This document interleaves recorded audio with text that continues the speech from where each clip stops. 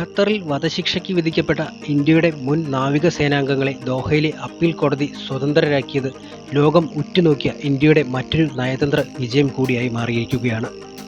ഖത്തറുമായുള്ള നിരന്തരമായ നയതന്ത്ര ഇടപെടലിനെ തുടർന്ന് കഴിഞ്ഞ ഡിസംബർ 28 ഇവരുടെ വധശിക്ഷ തടവ് ശിക്ഷയായി കുറച്ചിരുന്നു.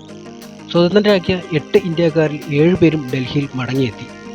1.5 വർഷം ഇന്ത്യ നടത്തിയ നയതന്ത്ര നീക്കങ്ങൾക്കൊടുവിലാണ് ഖത്തറിലെ ജയിലിൽ മരണത്തെ മുഖാമുഖം കണ്ട 8 നാവികർക്കും മോചനം സാധ്യമായത്. ഖത്തറുമായി നടത്തിവന്നിരുന്ന നയതന്ത്ര ഇടപെടലുകളെ തുടർന്ന് കഴിഞ്ഞ ഡിസംബർ 28 നാവികരുടെ വധശിക്ഷ തടവ് ശിക്ഷയായി കുറച്ചിരുന്നു.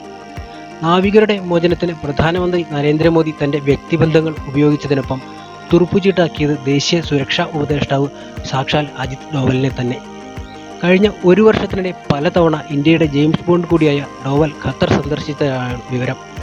ഖത്തർ അധികാരികളുമായി കൂടിക്കാഴ്ച നടത്തി ഇന്ത്യൻ നിലപാട് വ്യക്തമാക്കിയത് അജിത് ഡോവൽ തന്നെയായിരുന്നു. മോദി വഴി അജിത് ഡോവൽ നടപ്പാക്കിയ ഇടപെടലുകൾ ഇന്ത്യൻ നീക്കങ്ങൾ വേഗത്തിലാക്കിയെന്നാണ് മാധ്യമങ്ങൾ റിപ്പോർട്ട് ചെയ്യുന്നത്. 2022 ഓഗസ്റ്റ് 20 ഖത്തറിലെ അൽ ദഹ്റ കമ്പനിയിൽ ഉദ്യോഗസ്ഥരായിരുന്ന 8 ഇന്ത്യക്കാരെ ഖത്തറിലെ രഹസ്യാന്വേഷണ വിഭാഗമായ സ്റ്റേറ്റ് സെക്യൂരിറ്റി ബ്യൂറോയാണ് അറസ്റ്റ് ചെയ്തത്. ഇസ്രായേലിന്റെ ചാരന്മാരായി പ്രവർത്തിച്ചുവെന്ന് ആരോപിച്ചായിരുന്നു അറസ്റ്റ്. ഇവർക്കെതിരെ രാജ്യദ്രോഹ കുറ്റവും ചുമത്തി. Captain Navjot Singh Gill, captain Birendra Kumar Verma, captain Saurabh Vasisht, commander Amit Nagpal, commander Purnendu Tiwari, commander Sugunakar Pala, commander Sanjeev Gupta, നാവികനും മലയാളിയുമായ രാകേഷ് ഗോപകുമാർ എന്നിവരെയാണ് ഖത്തർ ഇന്റലിജൻസ് ഏജൻസി അറസ്റ്റ് ചെയ്തത്. കേസിൽ നാവികസേനാംഗങ്ങൾ പലതവണ ജാമ്യാപേക്ഷ നൽകിയെങ്കിലും ഖത്തർ അധികൃതർ നിഷേധിക്കുകയായിരുന്നു. നാവികസേനാംഗങ്ങളെയും അവരുടെ കുടുംബങ്ങളെയും ചേർത്ത് പിടിക്കുന്ന സമീപനമാണ് തുടക്കം മുതൽ ഇന്ത്യ സ്വീകരിച്ചത്. പ്രധാനമന്ത്രി നരേന്ദ്രമോദി നടത്തിയ ഇടപെടലുകൾ വിഷയത്തിൽ നിർണായകമായി.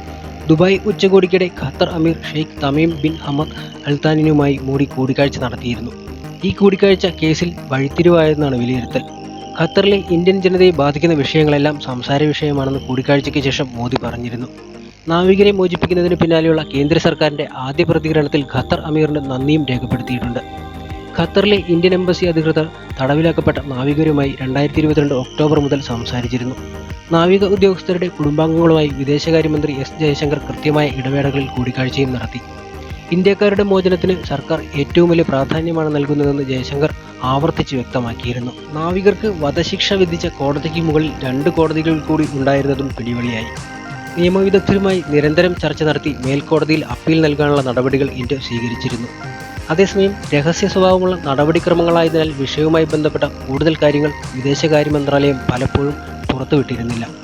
കേസിന്റെ നാൾവഴി ഇങ്ങനെയായിരുന്നു. 2022 ഓഗസ്റ്റ് 30 അൽ ദഹ്റ ഗ്ലോബൽ ടെക്നോളജീസിൽ ജോലി ചെയ്തിരുന്ന 8 ഇന്ത്യൻ നാവികർ ഖത്തറിലെ രഹസ്യാന്വേഷണ വിഭാഗമായ സ്റ്റേറ്റ് സെക്യൂരിറ്റീസ് ബ്യൂറോ അറസ്റ്റ് ചെയ്യപ്പെട്ടു. 2023 മാർച്ച് 25 അറസ്റ്റിലായ 8 പേർക്കുമെതിരെ രാജ്യദ്രോഹ കുറ്റം ചുമത്തി. മാർച്ച് 29 വിചാരണയ്ക്ക് തുടക്കമായി. ഒക്ടോബർ 29 ഖത്തർ ഫസ്റ്റ് ഇൻസ്റ്റന്റ് കോടതി 8 പേർക്കും വധശിക്ഷ വിധിച്ചു.